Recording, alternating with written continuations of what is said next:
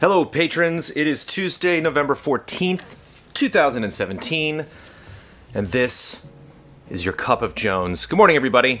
Let me know if everything looks okay and sounds okay. It was good in settings, but our intro got messed up last week. You never know what's going to happen. Hi, everybody. Good morning. It's always fun to hang out with you on a Tuesday morning. I got to let you know ahead of time. I got nothing special planned for this episode. I got some really great questions, some fun announcements right off the top. But no specific editorial. I don't want to bog you down with a big emotional editorial every week. I've done some heavy stuff lately. Meditation, working out, streaming, and talking about marriage and everything. It's another week. Another week of production here at Easy Allies. We definitely got some questions to go through.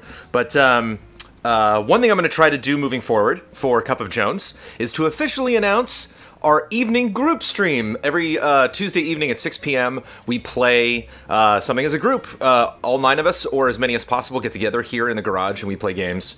All of you probably know this.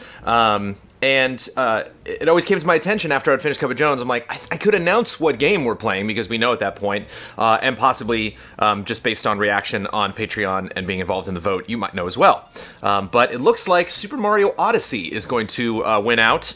And what I really like about Super Mario Odyssey winning tonight is the people in our group stream selection committee, $2 and above on patreon.com/easyallies, has come up with not only a lot of great suggestions, but specific suggestions around certain games. So it's not just like, everyone's shocked. So it's not just like, you know, you're going to play this game, you got to play this game under these rules. You know, if it's a game that we're familiar with, or a game we might have streamed before, or a game that we had all played, they add another fun little rule on top of that. I don't want to make that a constant every week. Sometimes, you know, it's fun to just play games, but our group stream selection committee has been very creative so far, and I just want to say thank you to all of you that are participating and helping us mold that committee into something that can be useful for both parties. So that's worked out really well. I'm finishing my first review in a super long time. I've definitely taken my sweet time with it. I mentioned last week I got Horizon Zero Dawn, The Frozen Wilds, right before I left on my anniversary trip.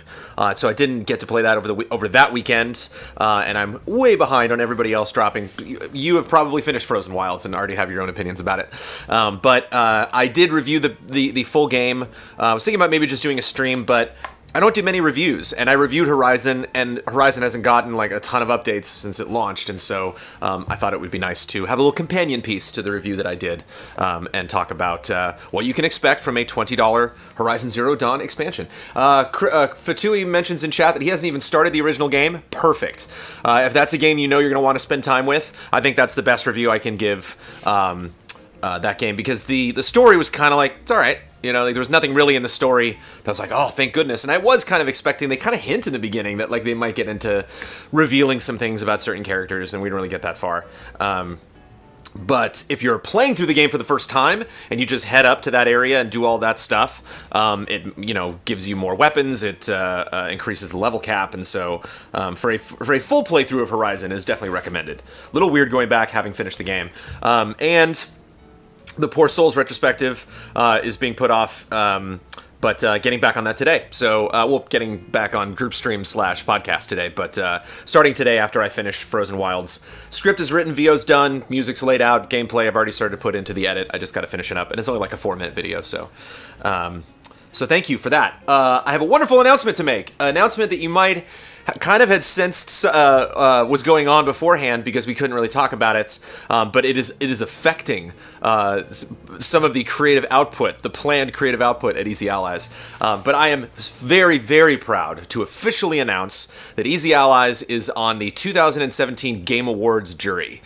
So we are getting to vote on the Game Awards. And we have participated in the Game Awards. The first year of the Game Awards, Game Trailers was on the jury, and that was a tremendous honor as well. Thanks in large part to our Viacom and Defy Media's and Game Trailers at large's long-standing relationship with Jeff Keighley. But you probably recognize Mr. Kyle Bossman has been very involved with the Game Awards over the years. During our first year of operation, there were a lot of things we missed out on. Didn't officially go to Comic-Con. Were not submitted in the Game Awards.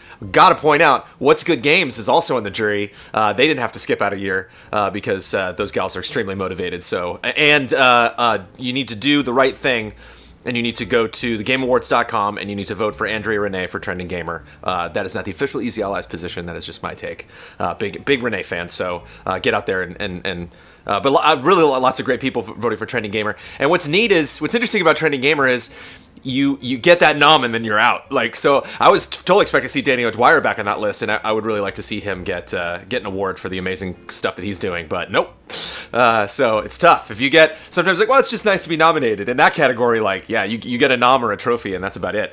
But that's a really big deal for us. I mean, that is, definitely one of the most prestigious award ceremonies throughout the year. Certainly one of the ones that we can directly get involved in, given the type of group that we are. But it's just crazy. It's crazy to look at, and you can go to gameawards.com/jury and you can see us right up there on the top. It's nice to have E in our name alphabetically, so it's just like, I don't know how that list worked out, but I mean, there's some crazy Wall Street Journal and Time Magazine and some really crazy publications to see on there that we are still included in. And so every time we get a nice little recognition like this, every time, we got into Comic-Con and every time we are being considered for stuff like this, it's absolutely all you. You all did this. I mean, we built up a reputation at Game Trailers, and we have lots of contacts in the industry. We have people that know us, that are familiar with our work, and are growing more familiar with the fact that Game Trailers is now called Easy Allies. But the fact that we can still keep the lights on, the fact that we can still be producing videos, is completely, thanks to our patrons. So you made that happen. You belong to the Patreon of Easy Allies, and Easy Allies is an official jury of the Game Awards. So the Game Awards means something to you. You are helping sponsor, another hopefully educated opinion on what were the best games of the year, and it's definitely an interesting thing to reach out to the other allies and be like, hey, because the schedule's different with the Game Awards because they produce their show. They like to get their stuff out before the holidays. And even in the past, when we would put our stuff up around December, we would still give people until like first week or two of December, where the cutoff is in November for the Game Awards, which then means that Final Fantasy 15 and Last Guardian and stuff last year that was eligible this year. So you might see some crazy games pop up if you go over and check out what the nominees are. So interesting to reach back with the allies and be like, now add these that you wouldn't, because that's not how our Game Awards work, and kind of get their early opinions on how this year worked out. This is a crazy year. Some crazy stuff to talk about. They have a new category called Ongoing Game, which I really like, which is games that didn't come out this year but are still rocking, that are still doing really amazing things. You have like Rainbow Six Siege, Overwatch, stuff like that. It'd be great to see even like Counter-Strike, get on there, like these top Twitch games, League of Legends, the stuff that people play, nonstop. So yeah, very interesting. I'm actually curious to think, I gotta talk to the other allies, but interesting seeing PlayerUnknown's Battlegrounds up there. Obviously a great game, obviously a game that was trending huge, but technically an early access game. So kind of interesting to see. It's like, we're still waiting on like the quote-unquote launch of PlayerUnknown Battlegrounds. It's coming out on 360 in December, or Xbox One in December, I believe. And so, like, is that the launch, I guess? Like, when did that game come out? It's interesting. This era that we're in with games, where you got to get your game out there to get under the right kind of eyeballs. But got to talk with the allies, whether PlayerUnknown Battlegrounds will be eligible for the Easy Allies Game of the Year. Look forward to that in January. That's so great. Like, I just need you to understand that from our perspective, at least from my perspective, I don't look at that. I didn't get that announcement, that invitation from Keighley this year, and was like, that's right, Keighley. I did backflips. I was so excited. Just like, yes. Because I think, and maybe we can do a little mini editorial at the top here, but a topic that's come up a lot at Easy Allies is doing reviews. I mean, it would be so much easier in a lot of ways to stop doing reviews and work on other features, because it's tough to keep up with this industry. It's tough to keep up with publishers and developers and regulate what games were available to review and what games we can't. It absolutely kills me every time we are have a great relationship with the company and are given access to a game and just do not have time with the current staff to review all this stuff, because even though there are 9 of us, only about half of us end up reviewing games, and some of that half, like myself, only really like a handful of times a year. And so to have the stance that we have in this industry, to have the opinions that we do, and get them out into the world the way that we do, and be considered eligible because of our backing on Patreon and YouTube and Twitch and everywhere. To become Game Awards judges is a tremendous honor, and I want all of you to know that I'm crazy about that. So thank you very much for making that happen. Feedback. Silent Consonant suggests, not really question, but I love it. Well, he did put a question mark at the end of it. Hall of Greats tour shirt, where all the games are listed like tour dates, updated each year. Not a bad idea. So we're talking about new merch ideas. Amanda also had the idea to do an ugly sweater T-shirt up on. Let me just put merchandise in caps. Let me make a note. Talk amongst yourselves. Merchandise. We have talked about that recently, though. Mark Lyman, who I'm hopefully pronouncing correctly. A couple people reaching out with pronunciations, which I really appreciate, because a little trick that I would do with the previous Cup of Jones is I would put the full name up on the top of the screen when people would ask questions, and then I would just say the first name. I'd be like, Mark asks this question, and you could see his last name, so you could address which Mark I was talking to. Well, I don't have text on screen anymore for Cup of Jones, so I gotta say his full name, and it is pronounced Mark Lyman. Have the Allies considered creating a Steam Curators page? It could be a great low-cost way to establish the Easy Allies brand and what games you collectively approve of for new and old patrons and fans. Plus, there's sure to be Steam curation junkies who could find you through there. Interesting idea, and like you said, low-cost way. All we got to do is take the time to do that. That's a great idea. I put that on the list of officially good ideas. That reminds me of when I used to work at Blockbuster Video, and I was upset because I worked there for a long time, but I never got my own shelf. I don't know if they did that at your Blockbusters. I don't know if you have ever been in a Blockbuster Video, but if you have, they used to do like employee shelves. You'd go by and see like Frank, and you'd be like, oh, here's the horror movies Frank likes. Okay,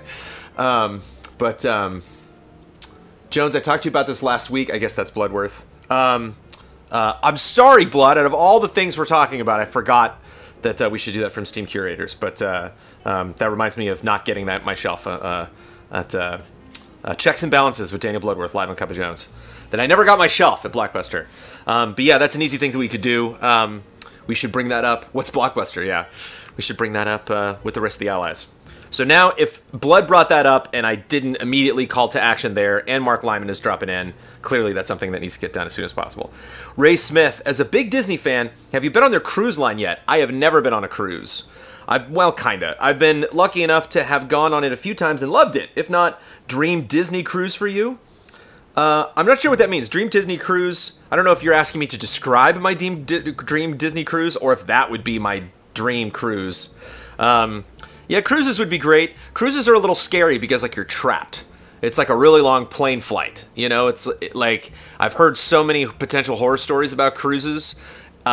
Just because when it goes wrong, granted, this is 1 in a million, but like when a cruise goes wrong, there's nowhere you can go. You're in the middle of the ocean, trapped. I have been on like fancy boats that I've slept on because of like going like traveling, you know, throughout Europe or something, and so I remember I took a ferry from Italy to Greece.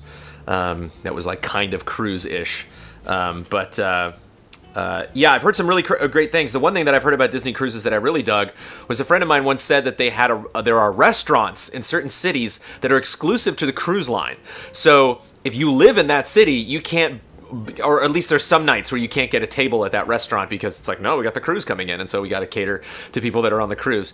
And the restaurant was like animation color themed, so when you walked into the restaurant, everything was black and white. The waiters were dressed in black and white, and throughout the evening, as you dined, everything that was like lit or projection, like color, would slowly come in, and every time the waiters would come back to your table, like they'd have a new little piece of clothing that would be color. Until the end, they were all color, and I thought that was way too expensive for probably for the desired effect, but still pretty darn cool if that actually exists. Yeah, no, I am a big Disney fan, but as I mentioned before, like my interests in Disney are pretty focused, and so there is a lot going on at Disney that I have not put at the top of my priority list. But I will add another note that Ray Smith likes Disney cruises. Or wait, I've been lucky enough to have gone on it and loved it. Okay, so Ray recommends it. And I know they got a bunch of different ships too, so I gotta like research what the different ships are and where they're going.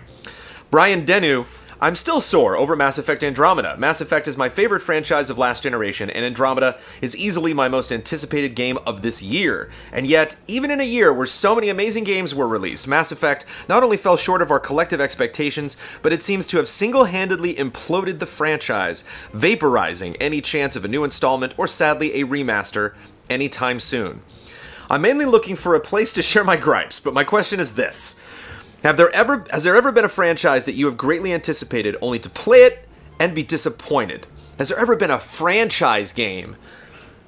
Yeah, I didn't play Ghosts, but Ghosts was really disappointing. I mean, I was a little disappointed in Gears of War 4, but I wouldn't say that I greatly anticipated it. We've talked at great length about Rockstar games that I didn't like. But I think about like greatly anticipating a franchise game. I guess the anticipation is like the question here. I mean, Unity was not as great as Black Flag, but I still liked Unity. I still had fun in Unity.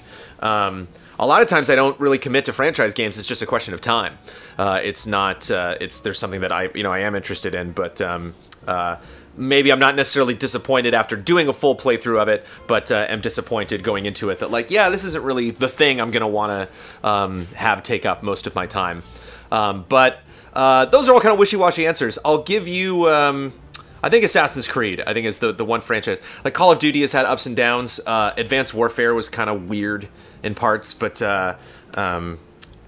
I think Assassin's Creed is the when I think about franchises spreading themselves too thin, producing too much, there have definitely been Assassin's Creed games that I've kind of cornered the person at GT that reviewed it or somebody else that was working on it. And I was like, hey, that looks interesting. How is that? And they were like, it's not good. Don't play it. And I'm like, oh, okay. Well, I like Assassin's Creed, so I was thinking about playing it, but I guess not. But that wasn't something that I played and was myself disappointed. I don't know. Maybe I'm just really picky about games. That nothing really jumps out. I want to know your thoughts on the recent talks about 20th Century Fox selling the majority of the company to Disney. If this were to go through, what would you like to see come from this deal? What do you expect would happen? Are you the one of many who immediately thought X-Men in the MCU? I hope this doesn't happen. I'll say this. Well, one thing, I've heard lots of crazy rumors because there's a lot of stuff. It's not just, X-Men, obviously, that would be a part of this deal. And these are just talks, like the deal hasn't happened yet. But I think it would be interesting. I like, it's exciting where we are with the MCU. It's fun to get a Punisher show, now this is like the 5th show that Defenders excluded, like this is like the 5th property that Netflix is adopting from the Marvel Universe. That's pretty crazy. And it's really neat. I love that we're getting a Black Panther movie. I wish, my dream beyond dreams is that we would get that far into the DC universe so we could get our own Flash movie, our own Martian Manhunter movie. Like, getting a Black Panther film is the equivalent of getting, like, a Nightwing movie. It's so deep in the MCU. Great character, but again, just not something that typically you would expect us to get treatment, let alone something that's tied to this other big story that's happened. You would expect kind of like a Green Lantern-ish, just one-off weird movie. But so cool how much attention that's getting. But at the same time, now that if this deal happened, it would feel bad if the existing Marvel universe, existing X-Men universe, was just kind of jammed into the Avengers universe, because that doesn't make sense. Like, that would contradict so much of the lore that they've set up. I mean, dating back to, the World Wars with Captain America and how much time that spans, and even with S.H.I.E.L.D. and all, there's so much stuff to consider. I think that would be really messy to be like, yeah, the X-Men were there the whole time too. Or maybe you could say like it's another dimension, like maybe like just Wolverine crosses through some dimension and like, how'd I get here? I guess you could do that, but I think what would be most exciting, given that Disney takes over Star Wars and then starts this brand new trilogy. So even though they are continuing a story at Disney, you definitely get a sense, or at least I did as a Star Wars fan, that when that acquisition happened, it was like, this is a whole new thing. Like, but you can see that clear line of where things changed. And so I'd be most excited for if this happens and Disney gets rights to do anything that Marvel owns anywhere. to not necessarily have something New 52 epic, but start over. You know, it'd be really cool to see a TV show that was a little bit of everybody. You know, that was you know, starting over, recasting everybody, and just kind of suggesting like, what if? It'd be really cool to see new animated stuff maybe potentially come out of this. But I don't know if that was a concern before, but. And Brandon, for the record, hopes that doesn't happen. So yeah, I don't need to see Iron Man, and I don't need to see Tony Stark, or not Tony Stark, but Robert Downey Jr. and Hugh Jackman in the same movie as their respective Marvel characters. Maybe just for the spectacle of it. Carl Shield, getting back to DC, where's the love for Arkham City's open world? I know it's not that big, but it counts as an open world, right? Totally counts as an open world. I've been giving tons of love for Arkham City. It's my favorite Arkham game, so I don't know. I guess you're just saying other people don't have the love, but it's interesting that you don't necessarily address Arkham City, but specifically the open world. I think that's a great open world. I think it's a little silly to have like flying Batman. It feels really good when you're in that game, and especially in the later games where they added like a little boost, so you can really just rock it out and like whoosh, fly around. But I've always thought it was a little funny, like just like Batman's like Superman, like there he goes flying away, but. That open world's fantastic. So really fun how it changes over time. I think one of my favorite things about the open world is its level of permanence. So if you capture, there's a building where you capture Mad Hatter in, because that's kind of one of my concerns going into leaving Arkham City and leaving Arkham Asylum and going into City. And a thing that I think they lost, they kind of started to build up in City, and then Night and Origins didn't really fulfill that for me. But actually feeling when you look at a building, when you look around at the city, that yeah, people live here. Like someone lives in that apartment right there. Someone might be in that apartment right now. I might be able to just go by the window and hear what they're talking about. And Arkham City kind of slowly started to get like that. It was, you know, Escape from New York. It's like this part of section of Gotham that's been blocked off from the rest of the city, and it just kind of houses all of these horrible criminals. But once we actually got out into the city, I didn't really get that vibe that this was kind of like a living, breathing environment.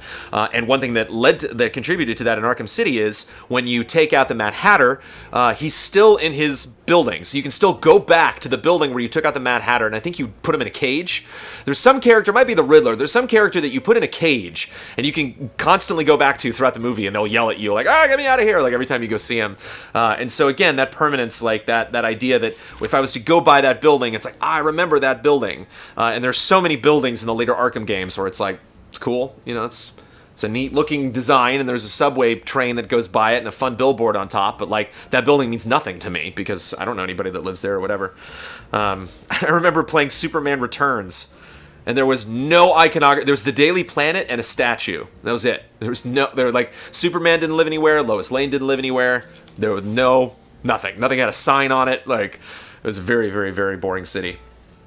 Daniel Rona, regarding your comments on merch, I was wondering if there will be larger sizes of clothing in the future. I don't know if that's something that we can control right now through the people that we do merchandise with, but obviously, yeah, and that's not the first time that's come up. I have definitely had people suggest that in the past. So I believe at live events. So that is a concern that, yeah, that we will definitely take to heart. Turbo Chicken Man, correct me if I'm wrong, but it seems to me when somebody suggests something to improve EZA on Cup of Jones, love this, you'll reply, we have to do that, or something along those lines. Then maybe a year later it gets done. In my opinion, more priority should be given to quality of life improvements versus content creation. EZA just feels too garagey at times, and I fear this will cause the viewer base to stagnate more than a lack of programming will. Excellent point. A couple things to open up there. One, don't get to improvements quick enough. I'll address that at the end. Another thing that I want to start doing on Cup of Jones is, even though I do have a running list of things that are suggested on Cup of Jones that I want to get to, I don't really announce those at the end. And so I'm going to keep a running list at the end of all of the feedback. And at the end of the Cup of Jones episode, I will reference, here's what we've learned. Here are the takeaways. Here are the action items that I have at the end of this investors meeting. But you have to keep in mind that it is a suggestion box, and if I say we have to do that or something along those lines, let's try to get our terminology straightened out. If I ever promise something, if I ever actually say the words, I promise we will do that, then you can definitely hold me to it. If I say that's something that we need to do, we need to get a studio, but I can't promise that. We need to buy a new camera, but I can't promise that. We need to get back to doing Trailer Jones. We need to do another retrospective very soon. There are a lot of things we need to do, that we have to do, that I would very, very much like to do, that I consider to be extremely important. But new things take time. It is tricky. It's very time consuming doing all of the stuff that we do. And so that's always the big question of, could we stop doing something and start doing something else? And something we will definitely consider at the beginning of 2018 is making those big changes. Maybe looking at shows that are fan favorites but aren't performing super well on YouTube, and maybe we can take that time and do something else that'll make that audience of that show sad, but at the same time open ourselves up and resources to changing things up, doing things differently, seeking out ways to trend and get in front of people's eyeballs so that we increase our community, increase our support here on Patreon, and make cooler things happen. So hopefully that addresses that. But I agree that it's too garagey.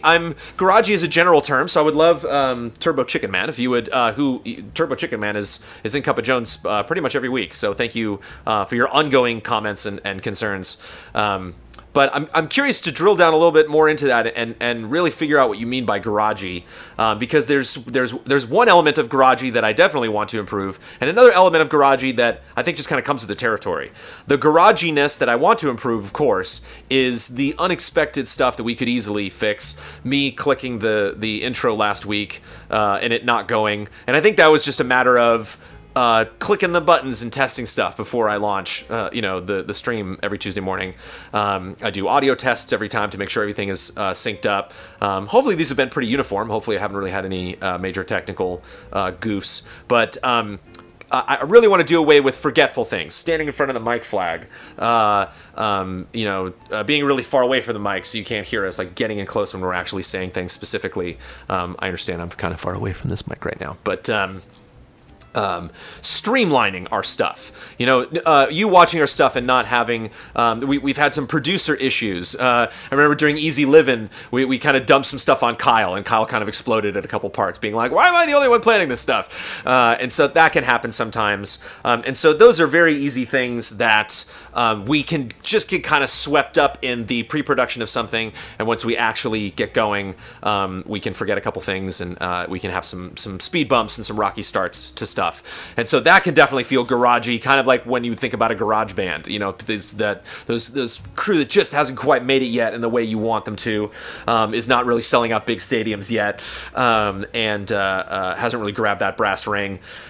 So in that way, yeah, I definitely want to improve that stuff, and I think we can be diligent. I think we potentially maybe hit a cap as far as production values are concerned, given our current setup, but there's all sorts of things that we can do, not talking over each other doing group streams, realizing that if you're on the couch, you should, prioritize the conversation, and if you're in the back, you should shut the hell up most of the time. Keep in mind, even though I've addressed those things on Cup of Jones, if you feel that we are not living up to your expectations, always let me know. But referencing to garagey as far as production values are concerned, I'm not too concerned about. We did kind of reorganize things to be a little more intentional as far as like creating something like a set. We had a couple comments about that picture being askew, so I appreciate that. But I think most importantly, there needs to be a jump between moving from the garage into a studio. We are so close to that studio goal. I do think it is attainable. I don't feel a tremendous rush to get there. I'm still really focused on ways that we can change the type of content that we push out, and not necessarily how sweet our desk is or how nice our backdrop is. So I think Amanda recently referred to it as putting lipstick on a pig when we were switching out the set. Just kind of like, I mean, you can make this place look really good, but at the end you're in a garage. And I think I don't want to like mask that or fake that. I definitely think I've heard from a lot of people that are scared when we move into a studio because they're like, I'm gonna miss the garage. So I think that is, I think I tried to do like a cracky voice there, but I think my voice actually cracked when I did that. So I think there are pluses and minuses with the idea of going back to kind of a similar setup that we had at Defy Media and before at Viacom. I think we looked the best at Defy Media. I think when we were on, I think GT Live, I think was well, obviously Easy Access, all access at E3, but that was more, Keighley and Spike. So I hear you. I just think the efforts that we could make in that department would be better serve us when we get a studio, to then be like, all right, here we go. Time to buy new lights, time to buy new camera, time to maybe invest a little bit of everybody's individual salaries in production equipment. But at the same time, and keep in mind, we are buying things. Kyle just bought a camera for Box Peak, and we are budgeting things out for some of the features that we're doing. And like I said, we could have new shows and stuff like that in 2018. So stay tuned and always keep me up to date on specifically what you mean by garagey. Again, one of the best things to do as far as addressing something specifically is give me a video. A+ submission would be give me a video and give me time code to be like right here, right in this moment, in this specific video. I think you guys could have done better. Lukas Wisla. I think it's the first time I've ever said that name. What's up, Lukas? As a patron since day one, I agree with Turbo Chicken Man. Would gladly see a cut in the amount of produced content if the tech and production quality of what's made would be better. I will keep that in mind. Again, good to know. And I'm curious to see as we get closer to January, because we're pretty locked in for the features that we're going to do, and obviously GOTY's coming up, and so we're going to want to put our attention to that. But at the same time, some big changes could be in store. March of... Boy, it's coming up, isn't it? March of 2018 will be the 2-year anniversary of Easy Allies, and so it could be time for some big changes. Professor Metal Gear, do you have any family traditions during the holidays? Our family always starts and tries to complete a 1,000-piece puzzle during Thanksgiving. I am very familiar. That is not a tradition of ours, but I love jigsaw puzzles. I don't know if a Twitch stream of a jigsaw puzzle would be worth it. There's no way to finish a jigsaw puzzle really in a short amount of time. But my wife and I are the proud owners of a gaming table from Geek Chic. That you can take the top off of, and you can put a game underneath it, and you can put the top back on and keep the game underneath there. And there's currently a jigsaw puzzle of breakfast cereal, of old and a couple new, but mostly old school breakfast cereal covers. They're all kind of randomly scattered throughout that I've been slowly picking away at that I would love to get to. But love jigsaw puzzles. The thing that sucks about jigsaw puzzles, and I've yet to really figure this out, and it'd be interesting to get some maybe pro tips. They screw up my back, and I don't want to give you old man speak, I'm still in my 30s, but even when I was way younger, just doing this, for a long time can be rough. But getting to traditions, two traditions that I enjoy from the past. My mom has always been obsessed with trivia, and so I think I mentioned this before, but trivia is always fun. It's always great we'll basically get a little envelope, and there'll be folded questions inside, and they'll all be pertaining to our interests. So I'll get video game or Star Wars or Batman related questions. My brother will get basketball and Shakespeare, and my dad will get accounting, and he went to Redlands, so he likes. Obviously, they compete with USC, so we'll get USC questions or local colleges and stuff. So trivia has always really been fun because you get some repeated questions, and we always give my mom a hard time because we'll get an answer that we're like, what? And she's like, I looked it up online. That was the answer. And we're like, I don't believe it. Fake news. I don't buy it. But another thing that we specifically, sometimes that pops up on Thanksgiving. We always do trivia at Christmas. But Thanksgiving, what's the word I'm looking for? Tradition. One tradition that my mom did for a while that I really enjoyed was we would have a guest star at Thanksgiving. We would have someone that didn't necessarily have a big family and wasn't necessarily going to have a huge Thanksgiving, and we would have a little Jones family Thanksgiving guest star. Have somebody come in just for the meal and hang out, and that was always neat because it was always somebody that I was my drama teacher or the activities director at the high school because my mom volunteered there, who actually ended up. We'll get to. It featured in the next question, Mr. Jim Kinney was unfortunately not with us anymore. He passed a couple years ago. He married my wife and I at our wedding, which I talked about last week a little bit. And so, yeah, guest stars and trivia. Those are my two favorite traditions. Erica Johnson, what is your and Amanda's shipping name? Bramanda, Amandan, or something else? Definitely Bramanda. Not to put myself first, I just think that rolls off better, and I believe Amanda agrees. But, funny story from our wedding, Mr. Jim Kinney was officiating and said Mandan and Brandon. and said it totally seriously and like kept going on. And it was great because like Amanda's super nervous. She looks amazing, but like we haven't seen each other all day, and so we're all tense, and we're both performers, and so like we're nervous about everybody staring at us, and we want the wedding to go right. And he says Mandan and Brandon, and we kind of like look at each other, and we know what he means, and we know what he did wrong. But you have that thought where you're like, should I tell him? Should I say something? Did they hear it? And we kind of like look to the audience, and like the people in the first couple rows were like, wait, what? Like Mandan? No. And so we stop, and we're like, I think you mean Amanda. And he's like, what did I do? And we're like, it's Amanda and Brandon, not Mandan and Brandon. And everybody laughed, and it was like, oh, it was great. It was just really great. Just like, we're all friends. We're all here.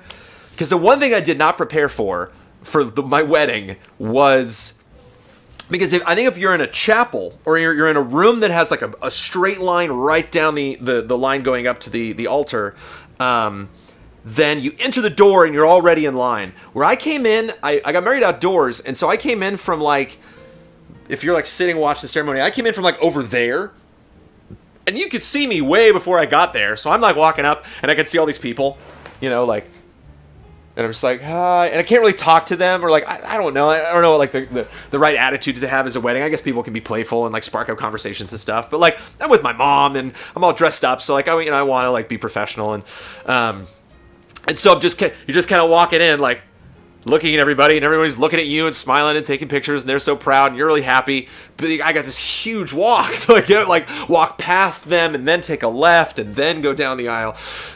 So for all the performing I've done, streaming in front of hundreds of people and performing on stage, and that freaked me out. G-Man, sir, what popular food do you hate? Anything spicy? And I don't hate it. Again, I don't like hate food, but also not a fan of olives. Not a fan of anything that's like super salty. Well, when I was a kid, I really didn't like mushrooms or tomatoes. They've grown on me. But I don't get spicy food. I don't understand. I understand how there can be people on the planet that like spicy food, because the beautiful thing about human beings is that we all like different things. We all grow up and have different experiences, and we all get to share them. But I don't understand it. It doesn't make sense. It's weird to me because I'll switch it up. I really like wasabi. I really like sushi, and I really like wasabi because wasabi's great because you get a nice little spicy kick. You go, whoa, it rushes into your sinuses and it just kind of blows your face off, and you're like, whoa, that's a rush. And then it goes away, and you're like, yay, that was great. Sometimes they'll tuck a little bit of wasabi underneath my shrimp sushi, and I got a little surprise. Ooh, like it's nice. The spice doesn't go away. The spice stays like the whole meal. So it's like I can't. Like, I know some people, they're like, when it gets spicy, that brings the flavor out. And for me, it's like, when it gets spicy, the flavor's gone. When it gets spicy, my toes are like, what is that? Like my whole body is reacting to the fact that my mouth is on fire. So the last thing I'm thinking of is like, cumin. Yeah, that's nice. I'm not making fun of people that like spicy food. In fact, I used to be infatuated with Food Network, and I loved people talking about spicy food because I love that. I love reality TV, and I love television that introduces me to stuff that is outside of my comfort zone or interest level. One of my favorite moments regarding spicy food on the Food Network was they had a documentary. I think it was an episode of Unwrapped with Mark Summers, which used to be one of my favorite shows on Food Network because I love retrospectives and behind the scenes stuff and pop fiction. I love like shows that explain how it's made and why things happen in a little short format. And they talked about a spicy food convention, and they go to a spicy food convention, and they're talking to everybody, and this one guy goes up to a convention and tries one of the spiciest peppers ever and passes out there. Like, while he's standing, just boom, hits the floor, and everyone's like, and they all kind of hover around him, and he wakes up a couple seconds later and stands up, and he's like, that was really good. It's just like, cool, man, to each his own. If that rows your boat, more power to you. But yeah, I don't, and I say this because Amanda likes spicy food a lot. And so a very common discourse between myself and Amanda Troop over a meal that she has prepared is, woo, that's got a little bit of a kick to it. And she's like, it's not that spicy. So I guess I just got to deal with it. I guess I am wrong. Oh boy, marriage, right? Noah Weinstein, the show is full of the community raising their concerns about EZA, but what do you do when you have concerns about us? Here we go. Obviously, it's understandable that you might not want to criticize your own community, unless I'm asked specifically. But has there ever been a time you had strong concerns about the fan base or sections of it? We are, after all, learning and changing together as the community grows. Is there anything you've ever considered doing to stop us in our tracks when some of us inevitably do something that's over the line? Are you considering some form of community management beyond comment moderation? Of course. I think that would go from something that's like, are you considering to a necessity? You need a community manager. Right now, we are handling that by platform. So we have people that are focused on, Ben Moore, for example, checks our Patreon messages. So if you try to communicate to us through Patreon, you do that through Ben. Ben manages the Q&A. Ben does a lot of stuff involved with our patrons reaching out via Patreon. Bloodworth and Damiani are very involved with, YouTube and Twitch. I know Kyle's always reading YouTube comments and curating that stuff, and so so we have people in specific avenues trying to collect stuff that's coming in, but we do not have someone, which I think is the most important thing with community management. Sorry to jump ahead and not even finish your question, Noah, but which is community ideas. Great ideas for merch that would be great to get implemented right away, before any of us get the time to do it. And have somebody that is coming to us saying, hey, our community has some great ideas, and not just things that I put on a list and, hopefully get to. What are your thoughts on how we can improve as a community? So yeah, I got no problem criticizing our community. I'll criticize our community all day. Because I think everybody deserves, critique. I think everybody can take someone else's advice, whether you agree with it or not. And I definitely have two things. One is a hope. I always wish for patience among our community, and I know that's a virtue, and I know that's a gift that all of you give us month to month. But we had somebody just leave Patreon the other day, and they said they left because they didn't get their retrospectives quick enough. And it's like, I'm trying. I'm sorry. If we didn't get them to you as fast as you wanted or you expected more retrospectives, I apologize. We didn't do them that fast at Game Trailers. We only pumped out a couple of those a year. And so even at GT, with all of the resources that I had with not only an intern, but in some cases several interns, it was still very tricky to have somebody play a franchise they weren't necessarily familiar with. Things we do first are going to go wrong. Our selection committee got off to a rocky start. There were points of easy living that I would definitely do differently. There are things that regular things that we've done that we have improved the quality of, but when they first started, they were not great. And so just always asking for patience. And I know we got a lot of it. I'm sure there are people in chat that are like, we give you all the patience. But it's just, we have a lot of supporters. And so it is something that can be tricky.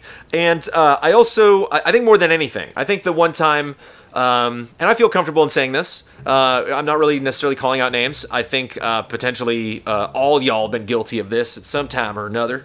I know I have. I know the feeling. I know what it's like to be in that position. And that's yelling at each other. That's just anytime we go into any comments and we see somebody addressing a concern and then another ally, and these are people that we're familiar with. These aren't just like, look at these two random people going at it. These are like, I know that person and I know that person. What's going on? Going at each other. And I just invite all of you to look at this opportunity that we have to exist as a gaming community as an opportunity to learn everything that we can do right, everything that we can do wrong, and lots of perspectives. I think I'll sum it up this way. I see people enforcing love and respect without love and respect. I see people getting angry about something and using offensive words and saying things that are clearly intended to hurt people because they feel that the person in question that they are addressing is not being respectful. And so it's just kind of this weird you can kind of get caught up in this weird dryer spinning circle of blame and frustration and misunderstanding. And I just invite all of you, the patience. That's why I try to focus on meditation and everything. I just take a breath, just slow down a little bit, and don't necessarily sugarcoat everything you're saying. Some of my favorite comments on Cup of Jones are really direct concerns and critiques from people. And those are definitely appreciated. and people don't have to be on their best behavior all the time. It happens. Like, people get frustrated. I get it. But that's it. I mean, if you want to know, number one, if there was a huge list of Brandon Jones's problems with the Easy Allies community, I think that's the one that pops up the most, where I'm like, darn, I wish I could change that. I wish I could have a conversation with that one person and sit them down and really kind of get to the root of, like, what's really the problem here? Is it this, or is it something else that we're doing that you're then taking out on this other person in our community? I want to conclude in thanking all of you for being a part of this strange experiment. We definitely are a very unique community in the type of content that we produce, and how we approach growing our community, the rate that we have, and the tremendous start that we were given, not only financially, obviously, but all the goodwill and just really, really positive vibes that we continue to get from our community, which is incredible. I just want to thank everybody, because when I have those moments of like, oh, I wish that interaction between our two allies could have gone better, at the same time I understand that my hope is that the people involved in that discourse learned from that experience. That every time you get an opportunity like that, you can possibly go back and reread something that you said. I considered really valuable to listen to my dumb opinions a second time when I cut the Easy Allies podcast. There are a lot of times where I don't like, I think I'm making a good point, I just don't like the way I'm making it. And so you have to understand that there are a lot of different elements in how you communicate with somebody. There's what you say, there's how you say it, there's how close you are to that person, what they know about you, because that can inform a lot of their biases or their concerns or conclusions that they might jump to. You never know what's going on in another person's head. Always keep that in mind. Mark Besnard, the updated stream, and thank you for that question, Noah. Mark Besnard, the updated stream intro with the 3D stars used for the group stream isn't used by allies when they stream from their own place. Streams from the allies' places use the original intro with the 2D stars. That's right. Is there any reason why this is the case? Forgetfulness, laziness on my part to enforce it. Brand uniformity is important, and I feel that people like simple things like this, having the same intro across the board, could be top priorities, as they are the simplest things to implement. They are, Mark. That is on our list. That is on our takeaway list, to remind all of the other allies when they're streaming from their own places to use the Fancy Pants 3D stars, which is available. All of them can go and download it on our drive right now. They can go get it. I just haven't enforced that, but I wonder, Mark, if this is the garaginess that other allies were referring to earlier, that seeing the stars show up in different places. Like, man, it feels kind of garagey. That's like the term now I'm going to use when somebody suggests something at like an Easy Allies group meeting. I'll be like, is that garagey? Should we do any more garagey stuff? I like the Easy Allies, but they're too garagey. It's a good t-shirt. That's too garagey.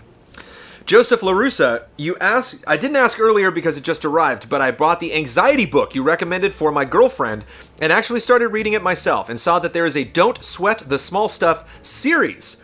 Have you read any of the others? And how did you go about implementing the tips in the books of your daily life? So yeah, last week I talked about one of my favorite books, or my preferred book for anxiety, called Don't Sweat the Small Stuff. And I have read the other books. I think Amanda got one or two of them because Amanda was adorable, because I was going through a really bad period with anxiety and it was really affecting my stomach and I didn't know why. And so I was like practicing meditation, I was going to see a therapist, and I was like, you know, trying to figure out like, where is this coming from? How can I deal with issues that I have no control over? And realizing a lot of the root of my anxiety was control. I'm a control freak. You know, like I want to be able to control things. And so if you've ever seen me lose it on a group stream, that's why. That's why I get agitated, is when I remember when I couldn't figure out the button in Star Trek Bridge Crew to switch to other people, and nobody would look it up for me. All the allies were laughing at me that I didn't know how to do it. And then I think Kyle got on the headset and figured it out right away and was like, Jones, it's this button. And I was like, I could have ripped that headset off and punched Kyle in the face. I was so angry because I didn't have control. I was blind. I couldn't see what was going on. I knew people were watching me. I wasn't doing the best performance that I could have. I was potentially wasting their time. I wasn't being supported by the other allies. I didn't have the information that was required, and I found it very frustrating. So Amanda, unfortunately, was watching me be frustrated and bought me like a stack of books and was like, just read these. And Don't Sweat the Small Stuff of those was one that really resonated with me. And so when she found out about that, she got so excited and was like, oh, one of these actually worked for you. And so she got me a couple of the other, I think it's like, Don't Sweat the Small Stuff at work, Don't Sweat the Small Stuff with your family. And so I think she got me the work one that specifically talked about practices with productivity and stuff like that. But it's really that first book, I think, that addressed really the base issues.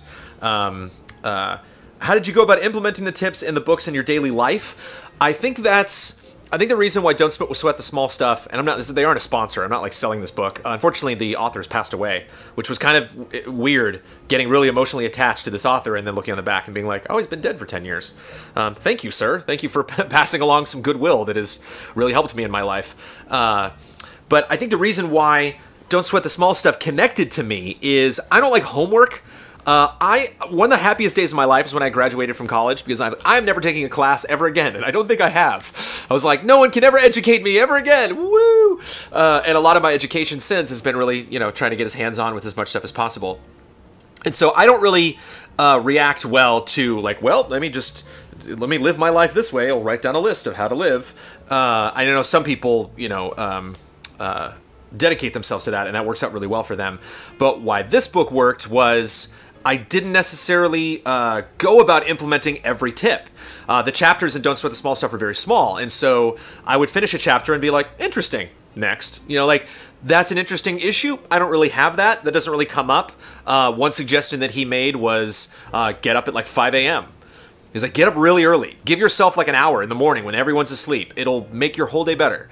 And I was like, I see what you mean, and I bet it would, but I can't do that because my sleep schedule's all over the place. So like, there were some things that I knew I couldn't implement and understood the ramifications of me not adopting that. And other chapters that I was like, that's it. That's, and I think there were like 60 chapters in the book, maybe like 10 of them really resonated in that way where I was like, there it is. That's the thing that I don't do that I could do. And so it's just a question of, noticing those things when they popped up and not necessarily like remembering them like, oh, that's right, I got to do that. But when when I would find myself in one of those situations, remember like, here it is. Here's one of those situations.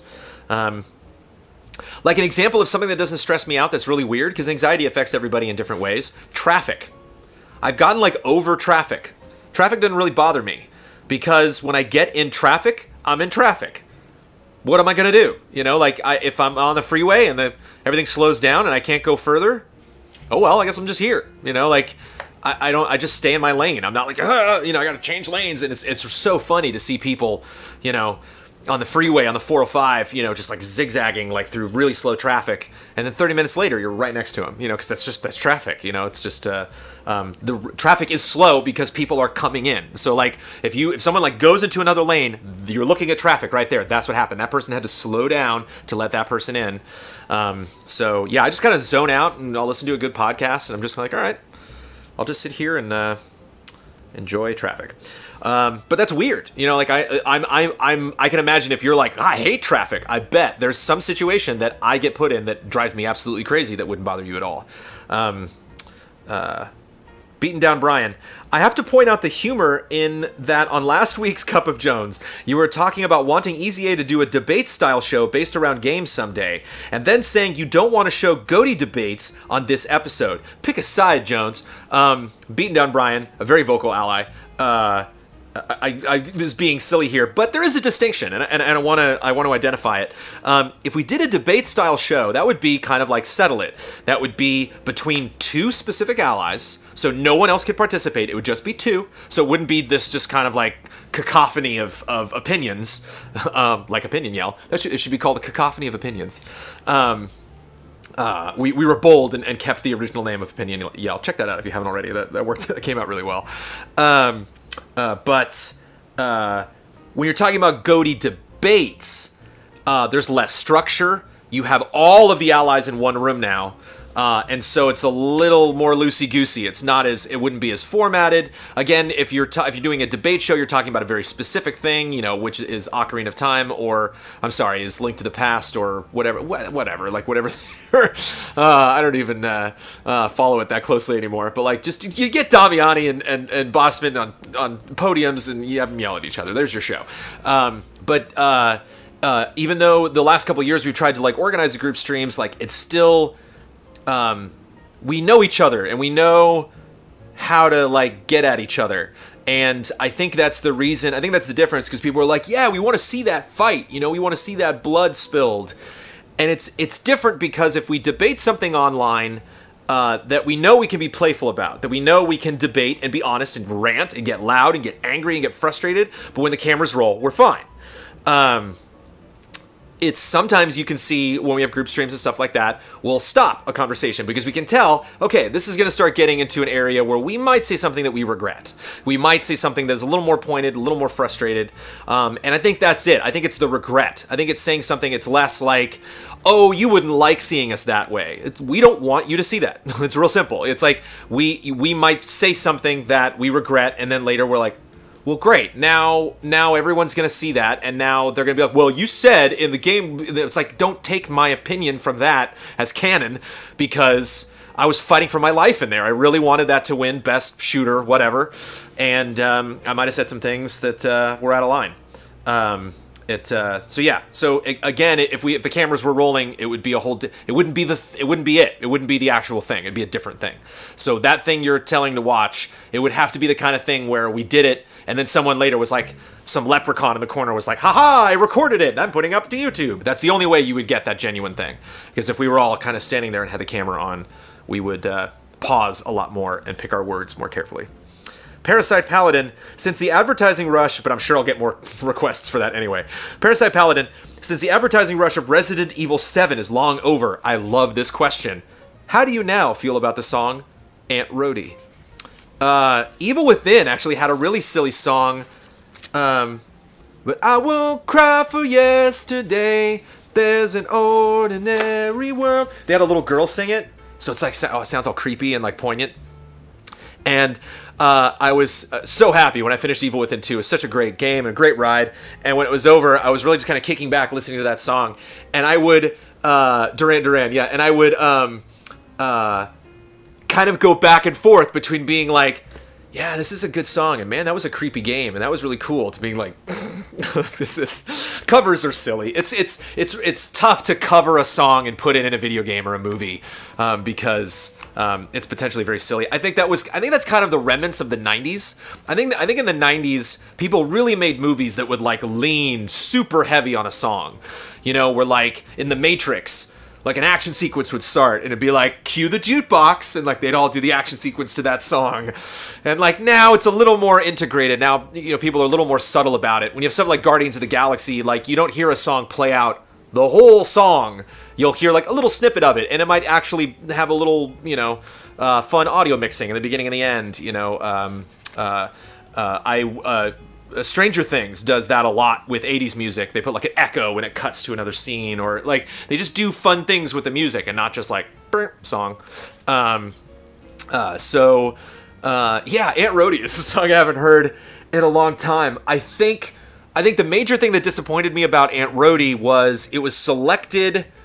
I mean, obviously, it's like a nursery rhyme, or if it's not, don't, you know, cue corrections music. Like, it kind of sounds like that. It's an old-fashioned song, and so it kind of, I think it brings up children, and, you know, trying to avoid spoilers here with Resident Evil 7, but there's little ones involved. And so you can kind of sense, you hear Aunt Rhody, you hear the way it's sung, and like, okay, I can kind of see what they're going for character-wise, but I don't know if there's a letter I missed, but it's never explained in context. Like, it's never like, oh, that was that character's favorite song, Aunt Rhody. It's in there, and you hear it in a very specific part, but it's just it could be any song. Like, I don't learn why that song in particular is coming from that person. I'm going to walk away from that question because I think I'm getting into spoiler territory. But, yeah, it would have been nice to, you know, hear that somewhere. Hear it on like go into a room and hear it on like a radio or a record, or what's not a jukebox, but a music box. I think it would be cool. Like, oh, okay, that's where that character heard the song. Neat. Maybe I'm wrong. Yeah, there's lots of people with suggestions of songs that were thrown in stuff. I can be hypocritical because sometimes they do stuff in trailers that I really like. Somebody brought up Everyone Wants to Rule the World for Assassin's Creed, and like I actually dug that. I like that trailer. But I'm a hypocrite. Morgan Mohala, every week I hear lots of great suggestions from the community. Have you ever considered an official suggestion box? I think we've had this question before. It may be that an ally has a great idea they want to share, but with all the talk of no time and built-up backlogs, it may feel intrusive to just post it to Cup of Jones. I hope nothing feels intrusive for Cup of Jones. I will accept anything. I might not read it aloud, but I will read it. Would having a whiteboard in the garage help you post your goal list for the allies? Lots of suggestions here. Do you already do a good job of keeping your objectives in mind on Slack? Yeah, we could do better. Any interest in sharing your top 5 with the community so we can see what is on the Easy Allies agenda? I'm always nervous to do that because then, again, I always try to encourage our allies to practice patience. And if I'm like, yeah, the next thing I want to do is this, then the next week people are like, where is that? And it's like, well, it's the next thing I want to do. It doesn't mean, you know, this was going to be the week to commit to it. This is the week to commit to the Bloodborne episode of the Souls retrospective.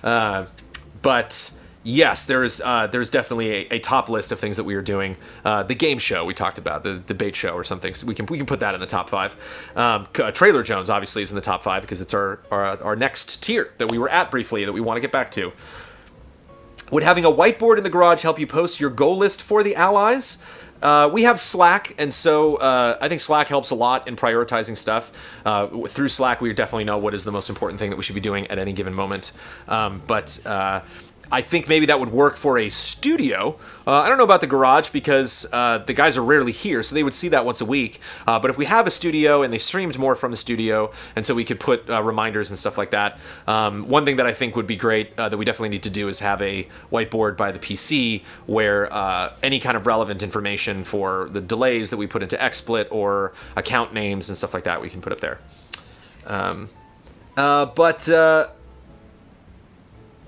A suggestion box, yeah, I wonder how that would work. I mean, I just think we have lots of avenues for suggestions, and so a lot of our shows have mini suggestion boxes attached to them. So you say that it's kind of tough for people to submit in certain places, but at the same time, if we just created another place, it'd be like, I don't know how we would specifically advertise that. I guess advertise that everywhere. But I'm just curious what form you would want that to take, whether that would be kind of like if you're sending a complaint to Amazon and you just type text into space and hit a button, or if that would be some kind of Q&A show component, or how that would work. Road Sensical. Road Sign Sensical, maybe? Road Sign Sensical might be. How long do you think it'd be before you should leave a relationship if you don't think you want to marry that person? We talked about marriage last week. If marriage is an ultimate goal of yours, I'm going to stay away from that answer. I'm going to give you the safest answer I possibly can, which is, boy, does that change depending on the person. I don't know. If marriage is an ultimate goal for you, I don't know how old you would be okay getting married. I've known people that got married in their 60s. So I think you look at my my grandfather-in-law. All of my grandparents have sadly passed, but Amanda's grandfather is still ticking. He's 100, just turned 100 this year, and turned 100 right at E3. So I couldn't make it out. He lives in Florida. I couldn't make it out to the 100th birthday party, so I was like, I got E3, I can't go. But he's not going to get married again, but he dates all the time. He dates women, and then, you know, they will either sadly pass or move, or something will happen and he'll end up dating somebody else. So in his position, like, he doesn't have an interest to get married again, even though he has been married a couple times before. So I think there's all sorts of circumstances. Even if I knew your age and where you were from and had a picture of who you were dating and learned your whole life history, I don't think I could come up with an effective equation of how long you should stay with a person before you would want to marry that person. I knew I wanted to marry Amanda when we went down to a trip in Mexico at a friend's place, at a condo that he has down in Mexico, and it was in the evening, and I remember it was very warm, and we were hearing we just got in a jacuzzi, and so we're in like our swimming clothes, and we're looking out, and it was warm even though it was at night, and I remember us just like standing there and looking out, and me being like, I'm really enjoying my time with her. This is pretty great. I think I want to do this forever. So it was in that moment. So I don't know if that moment came naturally after a certain amount of time, or if that was just the moment. I can't say. I'm sorry. I'm sorry if you're hanging on, if you're like waiting, if you need me to answer that question for you, but I cannot. Have you guys ever put any... I'm sorry, Dakota Hayes asks, have you guys ever put any thought into doing joint streams, podcasts, or other such things with other groups that you have connections with, such as Game Attack? They just launched a Patreon, go check it out, as it could help to introduce both communities to each other. Yes. At the risk of... I'm not saying the word promise, but at the risk of showing our top 5, I think that's my number 1 right now. That is my number 1 thing that I want to do, is organize regular, probably monthly streams where we focus on streaming with somebody else. I've been so focused on the content that we're doing, but given that Cup of Jones is on a much more regular schedule now, and Community Showcase is much more manageable now than Community Comments was. That frees me with time up to do other things, and once, you know, now the review season's winding down and the retro's ending, hopefully I can spend more time producing cool stuff like that. But yes, I've put a lot of thought, Dakota. Michael Wilson, and apologies that we just haven't done that before, and props to people that have. I know Allies, Ian, I know, has streamed and done shows with some fun people, so thanks. And Damiani works with fun people every now and then, so props to the Allies that have already done that. Michael Wilson, what are some notable events you remember from your time with MMOs over the years? Personally, I've greatly enjoyed watching the Final Fantasy XIV community struggle with the recently introduced Ultimate Bahamut battle. It's been inspiring to see their perseverance and determination, and incredibly rewarding to see those groups that have made it all the way to the end. Yeah, MMOs are great. Memories that pop out. I remember when, and I think I've said all of these at Easy Ally, so apologies if a lot of these are repeated. In Final Fantasy XI, there was an auto-translate, so you could type stuff in brackets and it would auto-translate it to the specific language of whoever you were speaking to. And I was once a paladin in a all-Japanese party, meaning, as far as I could tell, they were Japanese speakers. I don't know if they were all in Japan, but everyone that I was playing with spoke Japanese, and we were using auto-translate, and I was in an area I had been in before, so I was used to the things we were fighting, and I think I was like in my 30s or 40s, so I was familiar with the class, so I was able to just kind of like, the way Final Fantasy XI played is you would just be like a factory. You would just get into grinding as if you found a really good spot to do it. And so we just kind of got in the rhythm of it. And when we finished leveling up, they said in auto-translate, coming from Japanese to English, "You are very good paladin." And I was like, yes. The whole 5 Japanese people said, "I'm a good paladin." I remember killing Arthas. Is probably my proudest achievement. I remember I killed Arthas during E3, actually, back to E3, on a computer at work, on my crappy PC at work that I just used for like email. That I don't even think I edited on that thing. Yeah, that was unfortunate. That was a bummer.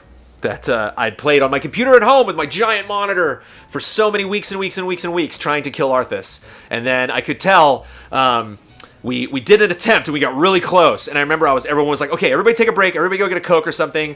We'll be back in 10 minutes. We're going to try this again." I remember going to the bathroom and being like, "We're going to do it, aren't we? I'm going to beat Arthas on my stupid computer at work." And it's going to look all the graphical settings were at like the very, very lowest. And if I know you're thinking like, it's during E3, why are you playing World of Warcraft at work? It was like after E3, it was like, I think it was like the Thursday of E3, because I think Thursday nights. And so it was like the very tail end day, and I had gotten all my work done, and basically all I was doing is approving edits. So I was waiting for editors to finish their edits, and then I would come in and be like, yay, our award for best gameplay, video is good. But man, I can talk about MMO stuff all the time. I think a fun memory, and I know a lot of these are events, like you want to talk about like raids that I had done and stuff. I was a lot of my MMO. I didn't do any raids or any crazy high level stuff in Final Fantasy XI ever, and I doubt I'll get to that point of 14. And so I don't have necessarily the stories that you want, but I remember one story that always sticks out that was really fascinating in MMOs for me was, I remember going through an area with a group, and I was playing with my buddy Todd, who co-wrote the Final Fantasy Retrospective, and he was a white mage. Or he was, no, I might be lying. No, he was a white mage because he could summon. No, not summon, but you could like take your whole party somewhere, or you could warp, and I think only black mages could warp, meaning they could cast the spell on you and send you somewhere, but I think white mages had the spell where the whole party would whoop, like all take off and go someplace else. And we were trying to get out of someplace, and we walked into an area and all of the enemies had respawned, and it would take so long to get through the area that we were just like, okay, hold on. And so Todd, who was the white mage, cast like invisible on everybody. I don't remember what it was called. And the thing about invisible, which was so frustrating, would invisible did not have a specific cooldown in Final Fantasy XI. Invisible would sometimes just go away. And so I couldn't cast invisible on myself. I had to have another party member cast it on me. And then the whole party would go running, and then I'd see in chat, they'd be like, oh, invisible's wearing off. And I'd be like, shit. And so I'd have to like yell to one of the other people, please cast invisible on me or I'm gonna die. Like someone's gonna see me, one of these enemies is gonna see me and attack me and kill me. And it's through no fault of my own. I didn't do anything wrong. I'm not like bad at this game. Just the RNG was like, yeah, that spell's wearing off right now. And like, oh, come on. And so there's a lot of fear whenever you would be invisible in Final Fantasy XI. And so our party is kind of moving across this zone, invisible, trying to sneak past these really big things, and it keeps wearing off, or I think like a couple of them start walking toward us, and so Todd says, all right, screw this, hold on a second. And Todd starts a spell to get us out of that area. And we were all invisible, so I couldn't see him doing it. I could hear it, but I couldn't see the effect. I couldn't see us. I couldn't see anybody. I could see like myself, and I could see the names over their heads, but I couldn't see them. And this thing is walking over and I think sees us. I think one person like uncloaked or something, and then this thing sees us and starts walking toward us, and then the spell goes off and we take off out of there. And it felt like those scenes in Star Trek movies where, like, I think they've done this several times, even just in the recent films. I think there's 2 separate scenes where Kirk actually gets teleported while he's falling. Like, they gotta stop doing that. But those rare moments where you're like, oh no, the building fell, and then it'll cut to the transporter bay, and like, and you're like, oh, they made it. And it felt like that. It felt like I was in a Star Trek episode. I think one of the things that's really fun about MMOs is it really crosses the line of you feeling, yeah, I'm playing a game, but I'm also inhabiting a world. This is a living, breathing world. There's players all over the place, really big environments, and so I think it just kind of helped really sink that feeling of being somewhere in space and time and then moving to someplace else. Like, it's so easy for me to fast travel in games or cast teleport or whatever, but I really felt it in that moment. It really felt like we were here and then we were there. Like, my friend just did magic, and that got us out of that situation. It was really fun. Granted, that was a long time ago, so it might have been my youth that also made that fun. Daniel Garza Andrad says Andrad is pronounced like grand. So I guess the grand is the and, so and drad, or do you mean grand is how drad is pronounced? So grand, you take the n out, so it's grad, so andrad. Maybe? Hopefully I got that right. Daniel Garza Andrad. You and the other allies talk to each other. Do you and the other allies talk to each other? Or just reserve yourself for your podcast and gaming discussion? I love this. Yeah, we talk to each other all the time, and we're on Slack talking to each other all the time. We don't socialize a great deal. Every now and then we'll go see a movie together or something, or I remember Huber tried to get us all to a Dodger game this season, which was valiant attempts, but didn't come through at the end of the day. Maybe it did. I don't know. Maybe like he and Ben went or something. But I think, no, we talk all the time, and when we get together for group streams, we're talking and talking. A lot of times I can't wait. Huber especially will like assault you for your opinions. Like, Huber knew I was playing Evil Within 2, and so every time he would show up for a frame trap or tabletop or a group stream, he would just go over and grab me by the shoulders and be like, what chapter? And I'm like, chapter 12, man. I'm going as fast as I can. So we always want to check in with each other and know, like, hey, did you hear about this weird topic? As I mentioned last week, a lot of us will suggest news topics to Kyle when we're getting ready to produce the podcast at night.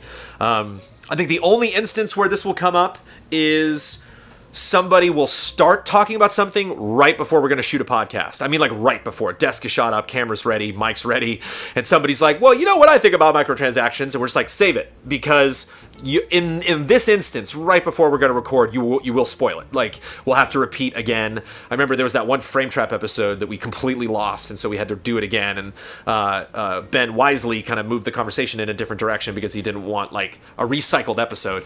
And so we don't want recycled opinions on our stuff, but we love talking about video games. That's why this is our jobs. And so we will certainly do that, even if the camera is not rolling. Kyle Lee, what was the most disappointing game for you when you were a kid? When I was a kid, I really liked games. I don't know how critical I was of games, but for some reason, this just jumped into my mind. I remember being a kid, because like I know Super Mario Brothers 2, a lot of people had a problem with. I loved Super Mario Brothers 2. I didn't think anything was strange about that game. I loved it. And of course, 3 is vastly superior. But I remember playing Rampage for the NES. I remember really liking Rampage. I even liked Pac-Man on Atari. You know, remember that really bad Atari port of Pac-Man? I didn't think it was bad. I thought it was great. You know, like I was like 6. I don't remember how old I was. I mean, like the Atari was like beginning of the 80s, and I was born in '79, so I was probably like 4 or 5 when I first played Atari. But I remember beating Rampage and actually thinking like, you know, this game isn't that hard. It just takes a long time to finish because the levels take a while, but you're given a brand new set of lives every time you complete a mission, every time you complete a stage, and so unless you're really not paying attention, like, you can get to the end of that game. It just takes a long time. And I remember getting to the end of it, and it was like a world tour. Like, you kept moving to different cities around the world. And I remember I finished it, 100 levels to finish, said Swordfish, and at the very end, it just popped up a screen. It was like, congratulations. Like, what? That's it? You get a screen that says congratulations? You don't even like a fun...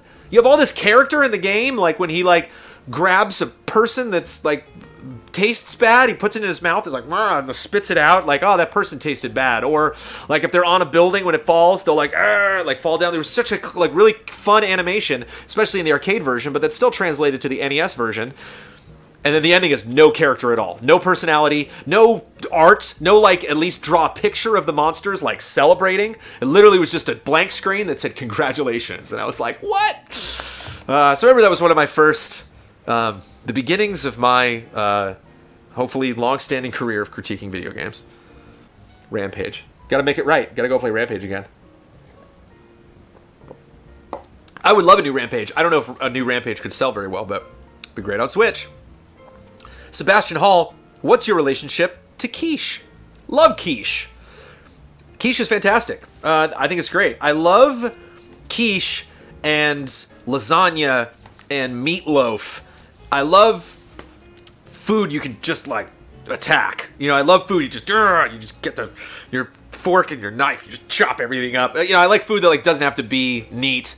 You're not like, oh, I'll get a little noodle, a little carrot, little mashed potatoes. You're just like, it's all just kind of mashed together. So yeah, that's what I like about quiche. You just get your spoon and you just get in there and tear it all up. But yeah, quiche is delicious. No, I don't like playing with the food. The whole process of eating food is actually kind of mundane for me. But quiche is absolutely delicious. I remember as a kid being really confused when I would hear the phrase, real men don't eat quiche. I don't know where that came from. Is that from a movie or something? But I remember being like, what? I want to be a man and eat quiche. I can't do both. But I did. I stand before you today as a quiche-eating man. Laurie Lavo. Instead of vomiting Easy Allies Plays, the second YouTube channel full of stream VODs, I will read that again because I love that. Instead of vomiting Easy Allies Plays, the second YouTube channel full of stream VODs, maybe you could outsource someone to do 30-minute highlights. I might actually watch, in parentheses, thank you for the burn, for archiving. Maybe put them on a third channel. For archiving, maybe put them on a third channel, Easy Allies Streams. This is a fun idea. I think we could, if we did highlights, we could also put them on Easy Allies Plays. Highlights is something that, oh boy, I know it's this week in Easy Allies. Some Game News is the name of the channel. Some Game News does not work with us in an official capacity. We have not financially supported them, although they have done a tremendous amount of work for us, advertising us and condensing all of the best moments. Thanks to Some Game News, I have seen some Easy Allies moments that I would have never seen otherwise because I do not have time to watch Dumb Game Monday and Wozniak and all of the other Ally streams, specifically Kyle's. I really try to avoid. But yeah, that's a great idea. The whole highlight thing takes a lot of time. You got to watch everything, and then you got to know what those moments are that work. Somebody has to supervise that, and then you have to cut that in.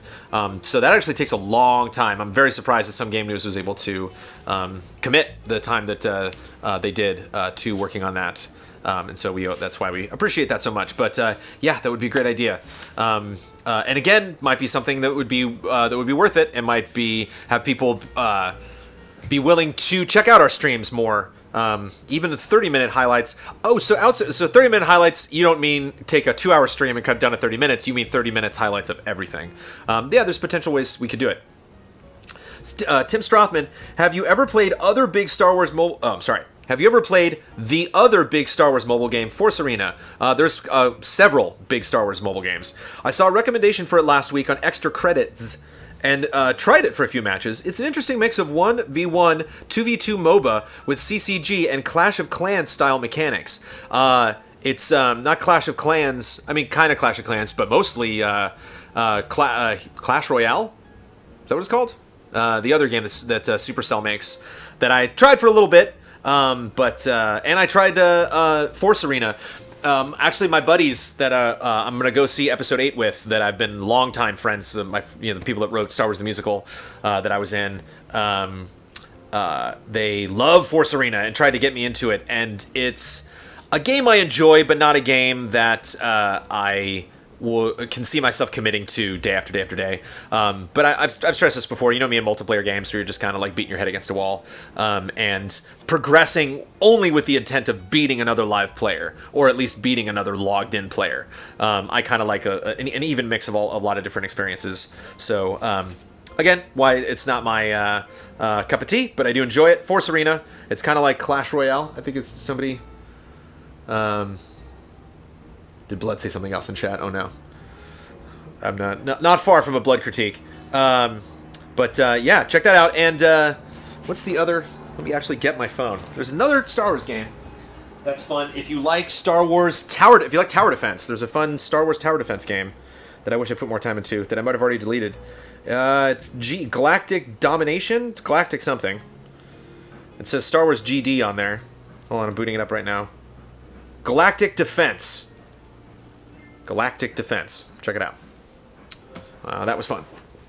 You can have little heroes and you can move them around on a tower defense map. Final question. Mike Spam, who still managed to do an hour-and-a-half episode with not so many questions. When you talk about the lineup of shows, or general why aren't there more spoilers questions, something that's often brought up is the long commute and commitment you ask of people to shoot shows. Has there ever been any discussion about allies having discussions over VoIP, recording that and slapping B-roll over it instead of having production-level shows? Slapping B-roll over something is still takes time. Don't get me wrong, there are plenty of understandable reasons why this hasn't happened: work, life separation, being too low quality for the YouTube channel, lack of interest, etc. But I'm curious if any discussion about this happened in the background.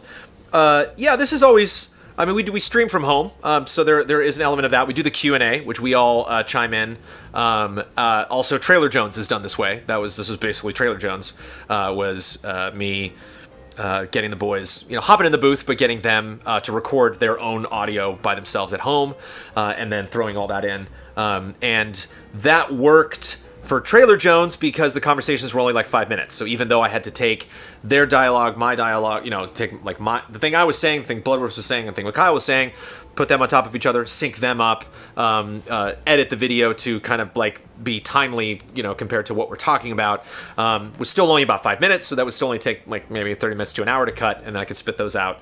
But if you had like a bigger show or a bigger podcast, then that would take a little bit of work to put that together. So it isn't necessarily like a super time save. I think one of the things that also comes into play is it's a different vibe. I remember the topic came up with Frame Trap when we were first trying to figure out what Frame Trap was going to be. The suggestion was brought up a couple of times to make Frame Trap not in person. Like let's take it easy and not have another thing that we all have to show up for. But I think what Ben wanted to do, and I think rightfully so, is capture the joy of us actually being together. Like you get a different vibe. It's definitely a different podcast if I'm on a podcast that I just call in on versus a podcast that I'm showing up for in person. Whether you can see us talking in person or not, you just get a whole different reaction from people, whether they are physically in the room or not. And so I think realizing that, like you said, the production values weren't going to be spectacular here at Easy Allies, that was something that we still wanted to maintain, was that feeling. And I think it's just kind of jolly vibes. I think we don't have the studio. We definitely don't have that. We call this headquarters, but it is my house. So we don't have a place that only exists for purposes of Easy Allies. And I think there is a sense of pride, not only in us, obviously, going to that and showing off, being like, hey, look how fancy we are, but a pride in our community of them knowing that somewhere in the world there is a place for Easy Allies. I was tremendously proud when Kind of Funny got their studio and they put their little neon sign in the window and turned the light on. It was just like, good job, guys. That's awesome that you have a place. And that's definitely something that we want to strive for. So us doing as many things in person here in my garage hopefully tries to not create that illusion, but create those vibes as much as possible, that you get a sense that we do get together a lot. There's sometimes where it really surprises me, where Kyle's very good at remembering the next time he's going to be here. Whenever Kyle leaves my house, one of the last things he says is always like, all right, I will see you next Monday night. Like, he always knows when that next time is. And sometimes it's a long time. Sometimes I don't see these guys for 4 or 5 days, especially when I go on vacation. But sometimes we just don't. We're working on things. Like an Easy Update episode happened, and there's streams happening, but none of it's happening here. I've missed Blood. I haven't hung out with Blood in a while because he's been doing Dark Souls at his place. And so I think it's just nice to check in. I think there's some things that are best addressed in person, and so while it does seem like I'm trying to get the actual brought up is the long commute and commitment you ask of people to shoot shows. We all kind of ask each other. It's not like me being like, hey guys, tabletop. Like, we have all collectively made the decision to come here. And people that do have to make long drives, specifically Brad and Ben and Damiani and Kyle, are the 4 allies that they got to drive a bit. Nobody's really close to me. That is definitely appreciated and is something that at any time they can be like, you know what, I just don't feel like making that drive tonight, or you know what, I don't want to be a part of the show anymore. That is always open for people. So if that's a concern, what are the takeaways from this episode? I have my fancy list at the end. Obviously, merchandise is something that we need to make changes, and soon. The Easy Allies Steam curator page, which I don't know if you know about this, but I recently talked to Daniel Bloodworth about that. Bloodworth and I had a conversation. Presumably he brought that up, and I was like, yeah, that sounds great. But again, it's not like, I know it seems like stuff comes in one ear and out the other, but there are so many things to consider with Easy Allies. There's so many things that we could potentially be working on that at any given moment, I don't have all 50 things that are action items in front of me. Larger sizes of clothing, something we need to do eventually when we do get to merch. Remind the other allies that stream from home to use 3D stars for all of their streams.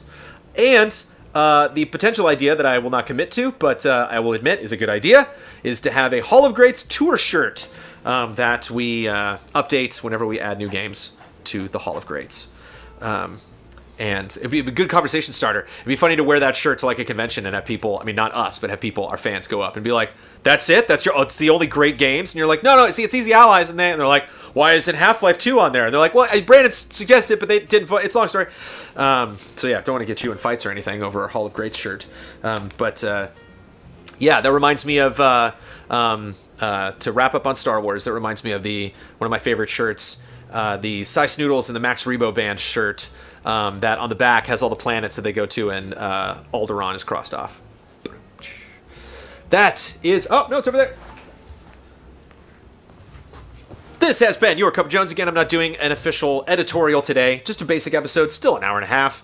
We got some fun stuff coming up today. Again, we're shooting tabletop this afternoon, and so I got to go run errands, stock up the fridge, and get our presents and stuff like that for the group stream. But, oh no. Oh my god. Oh no.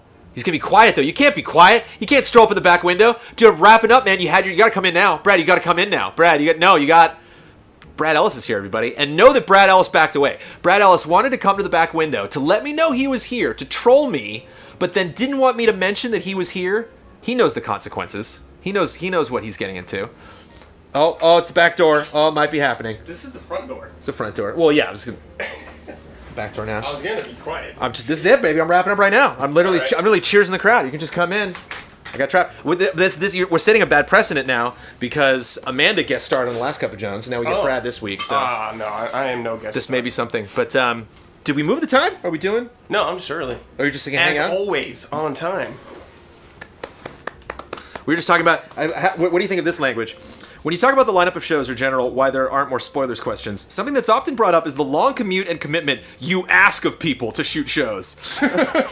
So it's me, and just imagine everybody like, I don't want to do Frame Trap, and I'm like, Huber, Yeah. you get in your car, you come here and you shoot Frame Trap. Hey, man, it comes with the territory, man. a group That's effort. part of the gig. Yeah. Gosh, you smell nice, Brad. Thanks, I just showered. That's been Cup of Jones, everybody. Oh wait, no, let me just get. See, I don't have your lower third, Brad, unfortunately, but I got my own. I can just bam, yeah, there it is. There I'm it Brandon is. Jones. You can follow me at Trailer Jones. That's Cup of Jones. I'll be back Tuesday at 10 a.m. for another live episode where we will talk about questions. No specific theme for this one. No specific theme picked out for the next episode. Again, no editorial planned, but I'll let you know ahead of time.